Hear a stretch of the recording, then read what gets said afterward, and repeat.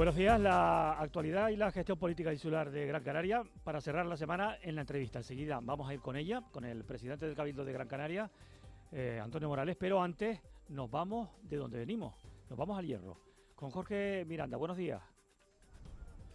Buenos días, Miguel. Pues sí, la noticia es que está entrando en estos momentos la Salvamar Adara de Salvamento Marítimo con ese cayuco amarrado a su costado. Aproximadamente son unas 150 personas a bordo y se trata de un cayuco en este caso de grandes dimensiones. Lo estábamos viendo ahora mismo, hace unos minutos, mientras entraba por esta bocana y el dique del muelle de la Restinga, y así también nos lo confirmaba Salvamento Marítimo hace unos minutos, con el que trataremos de confirmar el número exacto de migrantes a bordo de este cayuco.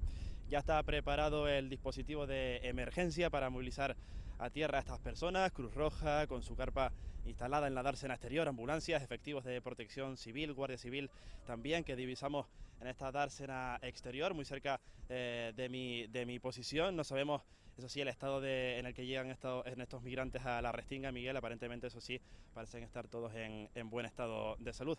Pero como digo, es una información que también trataremos de confirmar en próximos minutos y en próximas conexiones. ¿Se han visto ya algún vídeo de la llegada de ese cayuco? Aparentemente, bueno, como mínimo vienen muy contentos, muy felices de otear enseguida a tierra y bueno, parece que efectivamente no tiene pinta de que vengan en mal estado.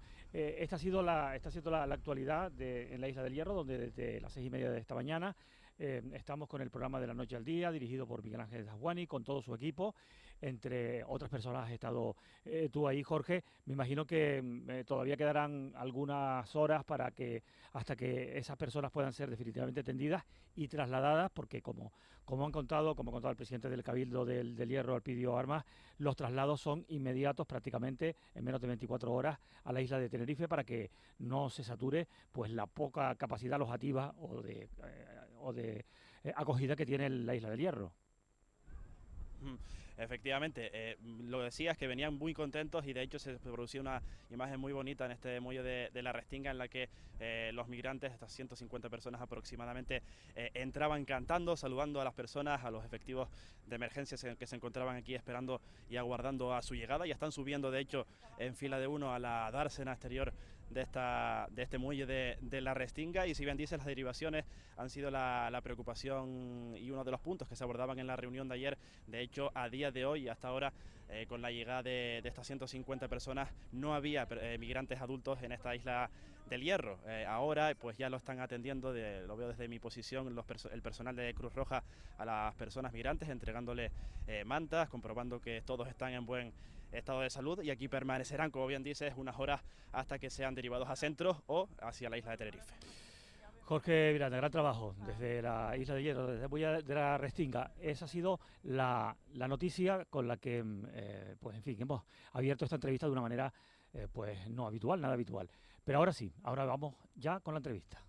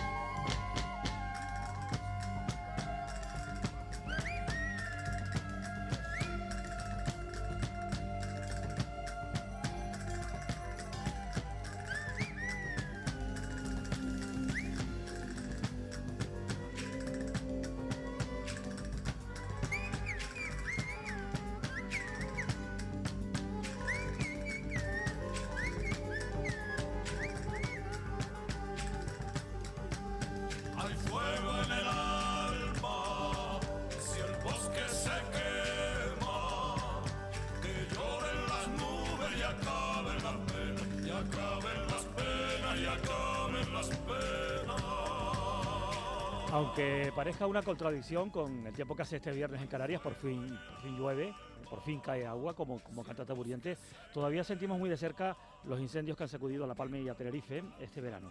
El cambio climático, la sequía y la falta de agua ponen alerta a las islas y hay que prevenir. Justamente en estos días de raro otoño, Gran Canaria empieza a prevenir los incendios que vienen de esto y de otras cuestiones de la política insular. Hablamos esta mañana con Antonio Morales, presidente del Cabildo de Gran Canaria. Bienvenido. Muchísimas gracias. Buenos días. Bueno, primero que nada, esta semana ha empezado la campaña habitual de quemas controladas en la cumbre de la isla para prevenir incendios, una medida que ha sido reconocida como exitosa en toda Canarias y como, bueno, yo creo que un baluarte importante porque ha conseguido que por lo menos este verano, salvo algún que otro, en fin, amago, no haya habido incendios en la isla de Gran Canaria. Sí, efectivamente, un reconocimiento, pero no solo en Canarias, es un conocimiento en el conjunto del Estado y en Europa. Yo recibo la última de Suecia, pero bomberos de Madrid, de Cataluña, de peticiones durante todo el año, la última de Madrid, para venir aquí a dar cursos con Federico, con su equipo, sobre las quemas prescritas, porque en esto nos hemos convertido en una referencia internacional.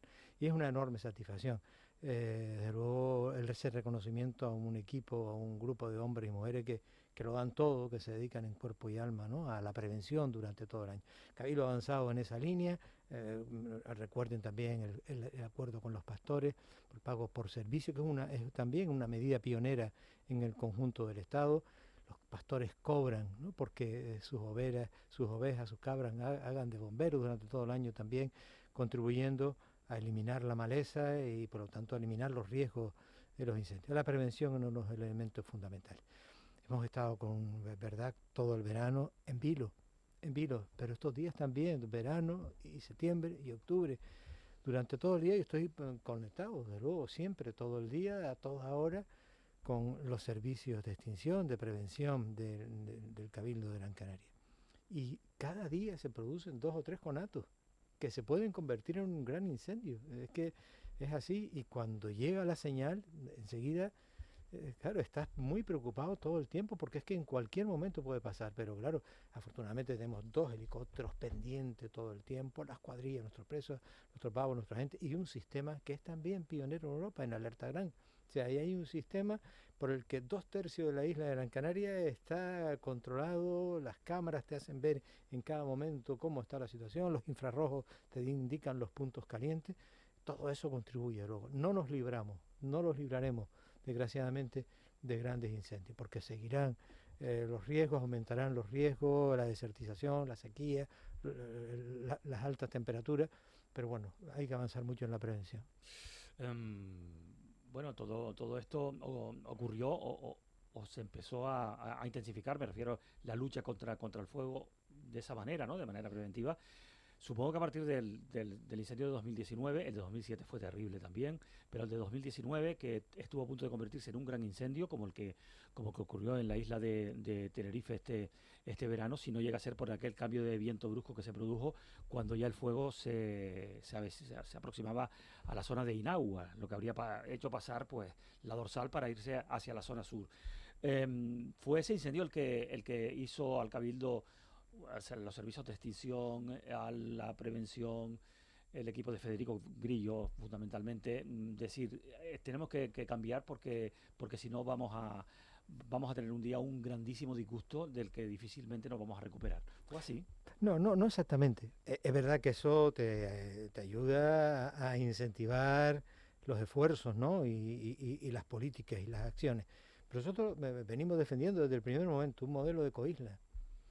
Esta es la primera institución que pone en marcha una estrategia para la adaptación y la mitigación al cambio climático. Es decir, nosotros somos conscientes de que hay que avanzar en todo eso, lo decimos desde un primer momento, en las energías limpias para seguir evitando. Bueno, hoy vemos un estudio, es decir, la incidencia del cáncer de mama en más de un 28% tiene que ver por la contaminación del aire que respiramos, bueno, todo ese tipo de cosas, o la soberanía alimentaria como un elemento de crear otro de los trabajos que estamos haciendo, el paisaje mosaico, si recuperar el sector primario, donde se cultiva no pasa el fuego, todo eso es importante también, y esas otras las grandes tareas en las que nos estamos convirtiendo en una referencia, el diseño de un paisaje mosaico de contención.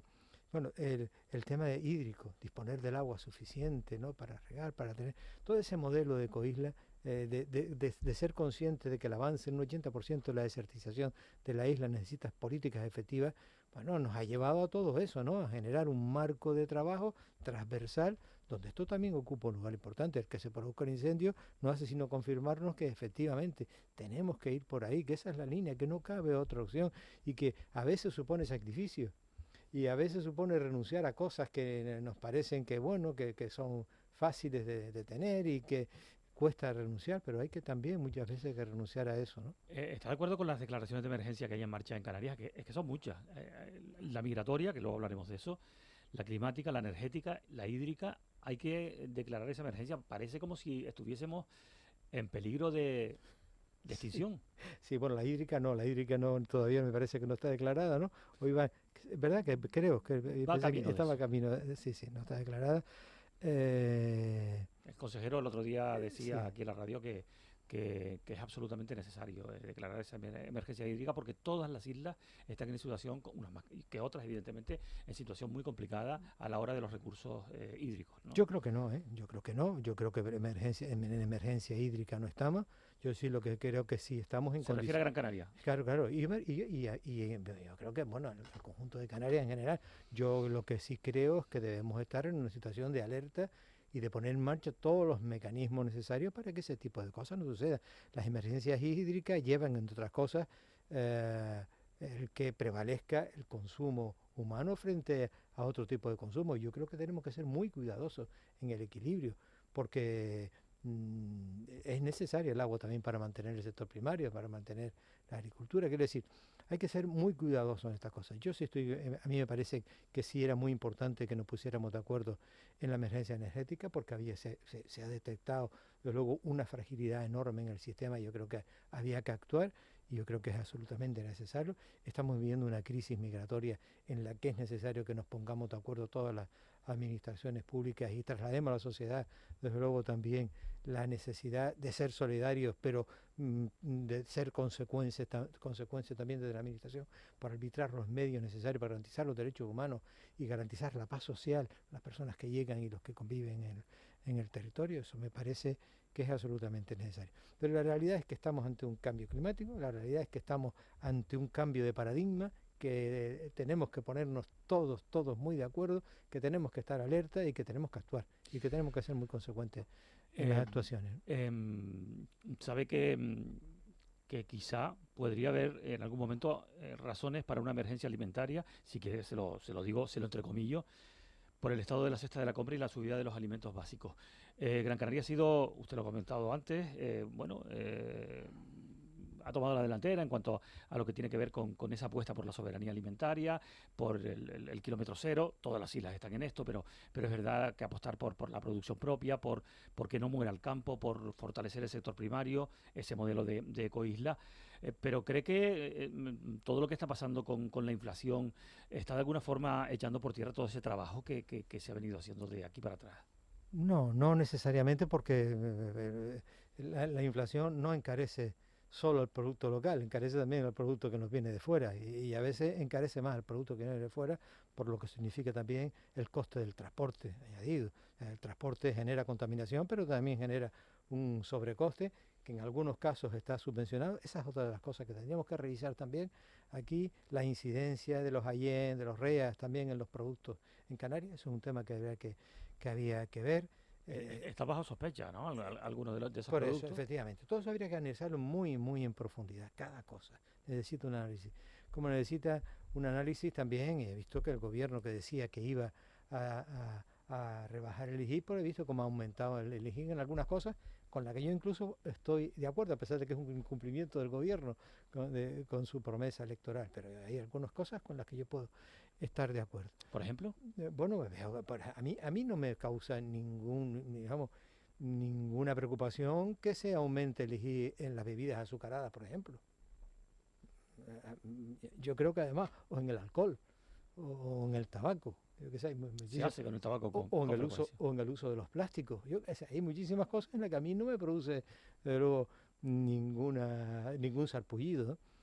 Pero digo esto porque me parece, desde luego, que la inflación afecta a todos los productos, puede afectar incluso a los que nos llegan al exterior por el encarecimiento de Pero sube además los combustibles. Los combustibles están subiendo normalmente y no les cuento lo que pueda pasar si al final se hacen realidad las amenazas de los países productores de petróleo. Qatar ya estaba diciendo, oye, cuidadito con lo que está pasando con Palestina porque puedo cerrar el grifo.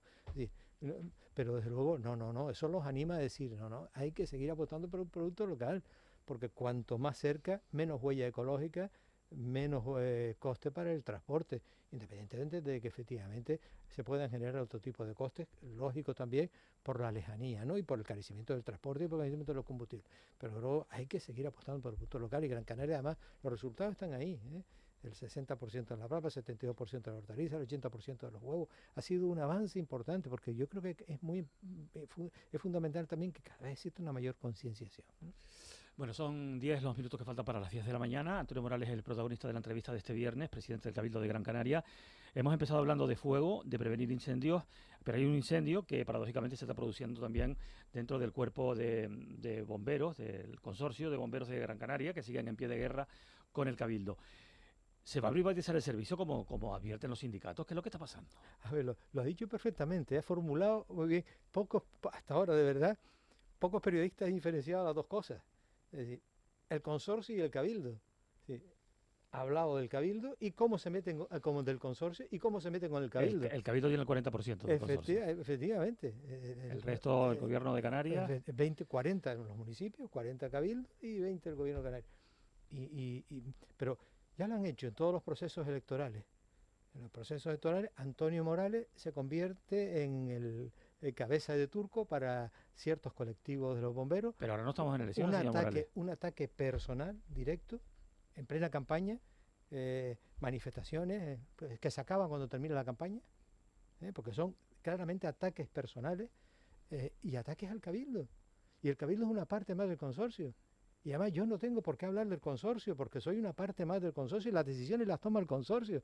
Es como si ahora me dicen, bueno, y el Cabildo es el culpable del consorcio turístico de Maspalomas. Pero mire, es que el consorcio turístico de Maspalomas es un ente aparte en el que trabajan dos administraciones. Y esto es igual, es un ente aparte. Otra cosa es que pretendan ser del Cabildo y que el consorcio se disuelva y que sea Cabildo. Mire, pues no, eso no, porque no, en absoluto. El consorcio es el consorcio, fue creado así para la participación de todos los que tienen que ver con la emergencia en la isla. Y que la plantilla sea pública, sea personal público. Bueno, pero eso lo tiene que decidir el consorcio, ni lo decide Antonio Morales ni lo decide el Cabildo, que el Cabildo además no tiene la mayoría. Entonces, ¿por qué esa insistencia en atacar directamente al Cabildo y al presidente del Cabildo? ¿Por qué esa insistencia? Vuelvo a decir, pero dicho esto, como cabildo, cuando nos tengamos que pronunciar en el consorcio, el Cabildo dirá que, desde luego, privatizar nada. Otra cosa es que, como sucede en todas las administraciones y en todos los ámbitos, se contraten puntualmente servicios externos. Pero como contrata el Cabildo, como contrata cada ayuntamiento, como contrata cada administración pública, servicios externos en momentos puntuales o para prestar determinados servicios. Pero nunca el Cabildo en el consorcio apoyará ninguna privatización del consorcio. Queda claro. Bueno, en los últimos días se han producido denuncias de malos tratos por 3 familias, si no recuerdo mal, en centros de discapacidad intelectual, concretamente en San José de las Longueras. El Cabildo ha dicho, se había propuesto investigarlo, no sé si lo está haciendo ya. Usted habrá hablado seguro con la consejera responsable del departamento, que es Isabel Mena. ¿Puede decir cómo está la situación? Ayer el Partido Popular pues puso un poco el grito en el cielo, como que, en fin, no se están tomando las medidas que hay que tomar. Exactamente cómo está la situación, señor Morales. Bueno, lo ha explicado perfectamente la consejera, ¿no? Es verdad que los titulares algunas veces hablan de malos tratos, pero lo que sí he escuchado es que no hay acusaciones de malos tratos. Abandono. Sino, es claro, sino déficit en los cuidados, que no es malos tratos. Sí, lo que pasa es que, claro, a veces los titulares se van a otra dimensión. Entonces, a ver, lo que me dice la consejera, lo que la consejera está contándole además a la ciudadanía y la familia. Existen las AMPAs, existen las comisiones en las que intervienen los familiares, inspecciones por parte del Cabildo todo el tiempo, un protocolo para denunciar en cualquier momento los malos tratos o los tratos El déficit de atención. que no sigan los protocolos. Sí, pero esto no ha habido, que si no hay ninguna denuncia formal. El Cabildo tiene un servicio de inspección para los centros y se han hecho no sé cuántas inspecciones, pero me parece legítimo que si una familia tiene indicios de que pueda haber un maltrato o un trato deficitario, pues que lo denuncie. Para eso está la Fiscalía. En último término, si los servicios de inspección dicen, oye, nosotros no detectamos nada, pues está la Fiscalía, y que la Fiscalía, como efectivamente ha actuado de oficio, pero no hay formalmente, no hay ninguna denuncia presentada, ¿no? Cambiamos de tema nuevamente. El turismo sigue portándose bien en cuanto a números, ¿verdad? Cifras, pero hay una controversia sobre su peso sobre el territorio, usted lo sabe. ¿Qué reflexión hace sobre esto? Sé que usted o su partido ha apostado por la ecotasa, una ecotasa que no se va a cobrar de momento porque el actual gobierno no quiere, tampoco el anterior la llevó a cabo, las cosas como son, aunque lo tenía en el programa. Pero hay que limitar el turismo, hay que ponerle puertas al turismo. Cada vez el consenso es mayor. Pero ya no solo aquí en Canarias, y venimos defendiendo esto desde hace 8 años que llegamos al Cabildo, sino en el conjunto de los operadores del sistema turístico. La rentabilidad del turismo no la podemos seguir midiendo por el número de llegadas, el número de visitantes, por seguir contando turistas. 4 millones ahora, 4 millones después, 5 millones, 6. El éxito es si llegan 8, no, en absoluto. Ese no es el éxito. Eso sí es un turismo que atenta contra el medio. El éxito debe estar en las pernotaciones, la fidelización y el gasto. Y en estos momentos en Gran Canaria el gasto se ha multiplicado. Y ya no solo me refiero al gasto que puede suponer el aumento de los precios, sino el gasto con respecto a cualquiera de las islas. En estos momentos el turista que llega a Gran Canaria genera más gasto en esta isla que cualquier turista que llegue a cualquier otro territorio insular. Y eso es lo que tenemos que conseguir. Tenemos que conseguir un turista que pernocte más noches aquí y que genere más gasto en la isla. Y no que vengan 5, 6, 7 millones de turistas. Eso de contar turistas también lo podemos aplicar a contar migrantes. Tampoco se puede contar migrantes por un fenómeno absolutamente inevitable que se produce. Lo que sí hace falta son medios para que esas personas puedan ser atendidas en las mejores condiciones, se puedan producir las derivaciones. Ayer estuvo el ministro Escrivá, lo sabe, en la isla del Hierro con el presidente Clavijo. Prometió, bueno, no solamente prometió, sino comprometió, porque dice que se va a llevar al próximo Consejo de Ministros 50 millones de euros más para que se pueda luchar pues contra esa falta de medios que tienen las instituciones canarias. ¿A usted le parece convincente esto? ¿O también tanto contar migrantes como contar dinero cuando se habla de este fenómeno, esta situación, no es bastante? No es bastante. A ver, aquí primero hay una estrategia clara de Europa de cerrar las fronteras, de generar espacios como Lampedusa, como Canarias, de generar espacios cárceles, espacios de retención para evitar que la gente llegue al continente. Pero es que no ofrece además alternativas. Sí. Hemos visto que se está poniendo en marcha un pacto que no hace sino profundizar en eso. Al final es convertirlos en un espacio de retención.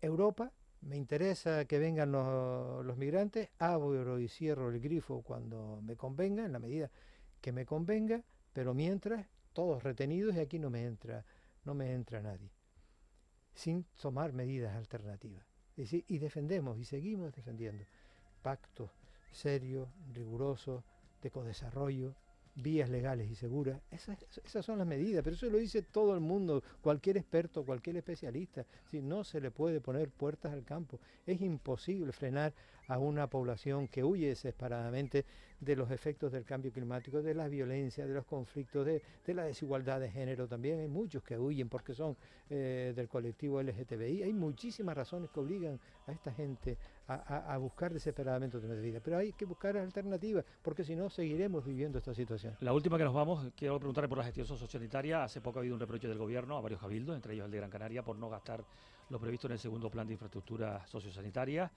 Ustedes dicen que prácticamente el 80% se ha ejecutado de lo previsto, unas 1.600 plazas, que las 2.000 posibles. Al final han sido 15 millones de euros adicionales los que se dan para 170 plazas extras. ¿Dónde van a ir esas plazas? No, vamos a ver, Miguel. Estamos ejecutando el 80%. Es verdad que el 2000 hubo un problema. Pues claro, tú no puedes poner en marcha un plan en 3 años. Otra cosa, porque no hay proyecto, porque no hay suelo. Los suelos lo tienen que aportar los ayuntamientos. Cuando esté el suelo hay que redactar los proyectos. Es decir, era imposible que se pudiera hacer en 3 años un plan de 1.600 camas. En este momento el Cabildo está ejecutando el 80% del plan, el 80%. Al final de este mandato nosotros queremos terminar 2.000 camas, porque vamos a añadir a eso, al dinero que del plan, vamos a ir 40, 50 millones del Cabildo para el gran centro del antiguo psiquiátrico, la antigua tesorería de la Seguridad Social. Estos 15 millones que está hablando el gobierno no son suyos, son de los Next Generation. Son fondos que vienen de Europa para pero además son 15 millones, pero nosotros vamos a intentar conseguir que sean 40, porque ya nos lo dijo la consejera. Hay recursos, si otros cabildos o otras comunidades no los emplean, lo utilizaremos nosotros. Nos vamos, Antonio Morales, gracias por venir a la radio pública. Nada, un placer, Buenos muchísimas días. gracias, encantado.